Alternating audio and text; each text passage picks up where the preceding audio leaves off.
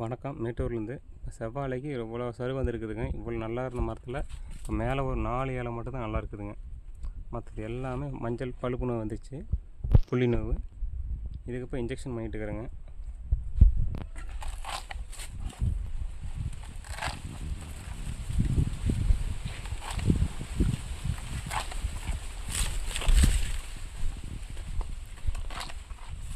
இப்போ இது 7 மாதம் முடிஞ்சிருச்சுங்க, 8 மாதம் ஆயிடுச்சுங்க. இருக்குது அரும்பு போடல, மரமும் ஊறலைங்க.